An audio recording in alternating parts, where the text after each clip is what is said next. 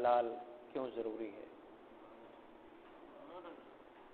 اللہ جل مجدہ سورہ مومنون میں ارشاد فرماتے ہیں کلوا من الطیبات، پاکیزہ کھاؤ، واعملوا صالحا، اور اپنے اعمال کو درست کرو۔ تمہارا کھانا پاکیزہ ہو، حلال ہو، اور تمہارے اعمال صالح ہوں، نیک ہوں۔ کیونکہ اللہ جل مجدہ حلال کے علاوہ کسی چیز کو قبول نہیں کرتا۔ میرے حضور نے فرمایا ان اللہ لا یقبل الا طیبا، اللہ تعالی صرف پاک ہی قبول کرتا ہے۔ اگر رزق کے حرام سے پروان چڑھا ہوا جسم خدا کی بارگاہ میں جائے گا تو وہ جسم حلال نہیں ہوگا، جسم حرام ہوگا، خدا اس کو اپنی بارگاہ میں قبول نہیں کرے گا۔ یہ فرمان کہ اللہ حلال ہی قبول کرتا ہے، حرام قبول نہیں کرتا۔ اگر ہم اپنی اولاد سے مخلص ہیں، اگر خیر خواہ ہیں، تو اس کا نتیجہ یہ نکلنا چاہیے کہ ہم اپنی اولاد کے پیٹ میں حرام لقمہ نہ جانے دیں، چونکہ اگر حرام سے ان کی پرورش ہوئی تو خدا ان کو اپنی بارگاہ سے دھتکار دے گا، قبول نہیں کرے گا، قرب نہیں دے گا، وہ راندہ بارگاہ خداوندی ہو جائیں گے۔ اور رزق حلال طلب کرنا یہ فریضۃ علی کل مسلم، ہر مسلمان پر فرض ہے کہ رزق حلال کو طلب کرے اور رزق حلال کو کمائے۔ اور پھر یہاں تک اس کی اہمیت بتا دی کہ الکاسب حبیب اللہ، اگر تم رزق حلال کماتے ہو، محنت مشقت کرتے ہو اس کے حوالے سے، تو تمہاری حیثیت معمولی نہیں، الکاسب حبیب اللہ، تم اللہ کے حبیب ہو۔ میرے آقا علیہ الصلوۃ والسلام نے خود کو حبیب اللہ کہا ہے کہ میں حبیب اللہ ہوں، اور جو جوانی میں خدا کی طرف خود کو راغب کرتا ہے، رجوع کرتا ہے، وہ حبیب اللہ ہے۔ اور تیسرا حبیب اللہ کہا تو جو رزق حلال کماتا ہے وہ حبیب اللہ ہے۔ اس سے مراد روزی کمانے والا نہیں، اس سے مراد حلال کمانے والا ہے۔ ایک شخص سارا دن محنت مشقت کرتا ہے لیکن حرام کی کمائی کرتا ہے تو وہ کیسے حبیب اللہ ہو گیا؟ وہ تو عدو اللہ ہوا، تو خدا کا دوست نہیں، خدا کا دشمن ہے، خدا کے فرمان کے خلاف چل رہا ہے۔ اور ایک بات یاد رکھ لو، اس کا فلسفہ اصل میں کیا ہے کہ رزق حلال کمانے کا فلسفہ یہ ہے کہ جب آپ حرام کماتے ہیں تو کسی نہ کسی کا حق مارتے ہیں، اس کو تکلیف ہوتی ہے، اس کو اذیت ہوتی ہے، وہ تو بہت پیچھے چلا جاتا ہے، اس کا نقصان ہوتا ہے۔ تو میرا اللہ اپنے بندوں کا نقصان نہیں ہونے دیتا، وہ کسی کو اجازت نہیں دیتا کہ اس کے بندوں کو کوئی نقصان پہنچائے۔ خدا کی تو بندوں سے دشمنی کی وجہ یہ ہے کہ جو اس کو نقصان پہنچاتے ہیں، یہ سود پیسے دے رہے ہیں آپ اس کو، اور پیسے دے کر اس کی ایک طرح سے ضرورت پوری کر رہے ہیں لیکن کچھ زیادہ لے رہے ہیں۔ تو میرا اللہ فرماتا ہے کہ اگر تم یہ سود لوگے تو اللہ اور اس کے رسول کے خلاف پھر جنگ کے لیے تیار ہو جاؤ۔ یہ جو میرا مولا جنگ کرنے کے لیے تیار ہے، یہ کیوں ہے؟ اس کی وجہ کیا ہے؟ اس لیے کہ انہوں نے میرے بندوں سے زیادتی کر کے زائد پیسے وصول کیے۔ وہ اتنا خیر خواہ ہے اپنے بندوں کا، وہ کسی کو اجازت نہیں دیتا کہ خبردار کوئی میرے بندے کو نقصان پہنچائے، کوئی اس کا حق مارے، کوئی اس سے رشوت لے، کوئی اس کو لوٹے، کوئی چوری کرے، کوئی ڈاکہ زنی کرے، میری طرف سے اجازت نہیں ہوگی کسی کو۔ اگر کوئی کرے گا تو اس کو لٹکا دیں گے، چوری کرے گا تو ہاتھ کاٹ دیں، ڈاکہ زنی کرے تو اس کو مار دیں، ٹھیک ہے؟ اور اگر رشوت لیتا ہے تو بشارت سنا دیں جہنم کی، الراشی والمرتشی کلاہما فی النار، رشوت لینے والا اور دینے والا جہنمی ہے، اور اگر کوئی سود لیتا ہے تو میرے محبوب بتا دو اس کو کہ وہ اللہ اور اس کے رسول کے خلاف جنگ کے لیے تیار ہو جائے۔ اب آپ اندازہ کریں کہ رب کیا چاہتا ہے۔ جہاں اس کو پتا چلتا ہے کہ میرا بندہ تکلیف میں ہے، پرابلم میں ہے، اس کی اس بات سے تذلیل ہو رہی ہے، فوری نوٹس لے لیتا ہے۔ یہ غیبت کہا کہ خبردار کسی کو اجازت نہیں اس کی غیبت کریں۔ غیبت پوچھا گیا یا رسول اللہ کیا ہے؟ فرمایا ایک شخص کی برائی دوسرے تک پہنچانا، یہ غیبت ہے۔ عرض کیا آقا اگر اس کے اندر برائی موجود ہو پھر بھی؟ فرمایا ہاں پھر ہی تو غیبت ہے، اگر برائی موجود نہیں ہوگی تو پھر تو تہمت ہوگی۔ تو ایک شخص کے اندر برائی موجود ہے، اللہ کو بھی پتا ہے کہ یہ برائی اس کے اندر موجود ہے، وہ گناہ گار ہے، گناہ اس نے کیا، غلطی کی، خطا کی، برائی کی، لیکن وہ رب کہتا ہے جب میں ستار العیوب ہوں تو تمہیں کس نے اجازت دی کہ میرے بندے کی برائی کو اچھالتا پھرے؟ خبردار، میرے بندے کی برائی کو دوسرے تک بھی پہنچانے کی تمہیں اجازت نہیں۔ یہ اس کا اور میرا معاملہ ہے۔ اب محبت دیکھیں اس رب کی کتنی ہے اپنے بندوں سے، اور اس کا بڑا سخت نوٹس لیا اور وعید سنائی کہ ایسے ہے جیسے تم مردہ بھائی کا گوشت کھاؤ گے۔ اور چگلی کرنا، فرمایا چگل خور جنت میں نہیں جائے گا۔ میرے آقا علیہ الصلوۃ والسلام نے فرمایا چگلی بھی یہ ہے کہ ایک کی بات سنی دوسرے تک پہنچا دی، ان کو لڑا دیا۔ یہ تم نے لڑایا کیوں؟ تم نے ان کے اندر بغض کیوں پیدا کیا، اناج کیوں پیدا کیا، دوری کیوں پیدا کی؟ تمہیں کس نے اجازت دی؟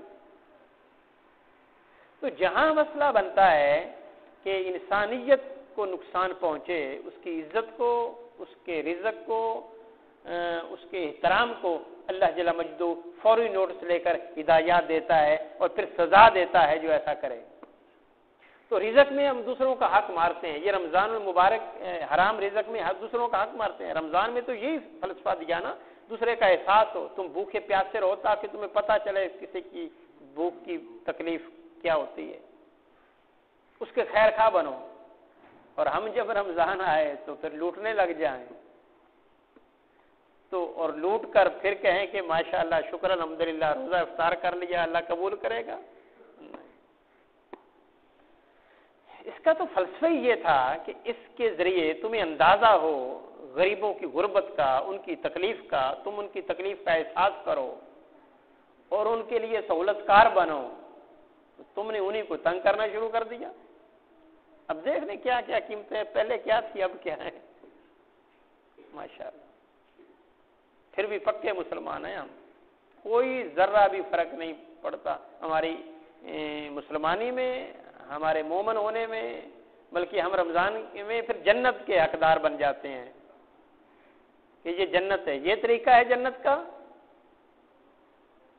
تو ایسی معذرت کے ساتھ ایسی افطاری کا کوئی فائدہ نہیں ہے، ایسی سحری کا کوئی فائدہ نہیں ہے، ایسے روزے کا کوئی فائدہ نہیں ہے جو حرام سے رکھی جائے، سحری کھائی جائے، جو حرام سے افطاری کی جائے۔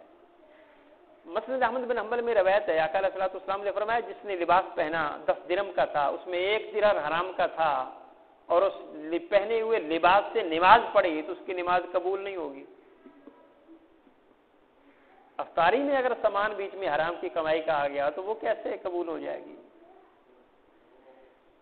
لہذا یہ پریکٹس کرنی ہے۔ یہ ایسا نہیں ہے کہ کوئی موت آ جائے گی ہمیں، کوئی مر جائیں گے، کوئی تباہ ہو جائیں گے، برباد ہو جائیں گے، کچھ نہیں بچے گا اگر یہ ایمانداری کرنی شروع کر دی تو۔ ان لوگوں سے دیکھو، سبق سیکھو جو قصہ پارینہ نہیں، جو آج کے دور میں ایمانداری سے کام لیتے ہیں اور وہ ہم سے ایڈوانس ہیں، ہم سے خوشحال ہیں۔ وہ اشفاق صاحب نے کہا تھا، کہتے ہیں کہ جاپان میں کسی نے مجھ سے پوچھا کہ تم روزہ کیوں رکھتے ہو؟ کہنے لگا ہم اس لیے رکھتے ہیں تاکہ اللہ جل مجدہ کے احکامات کی تابعداری کریں۔ اس نے کہا کیا احکامات؟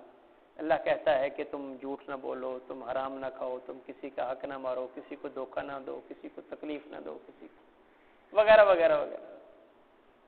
تو ہم یہ رمضان المبارک میں ہم پریکٹس کرتے ہیں کہ ہم ایسی چیزیں نہ کریں۔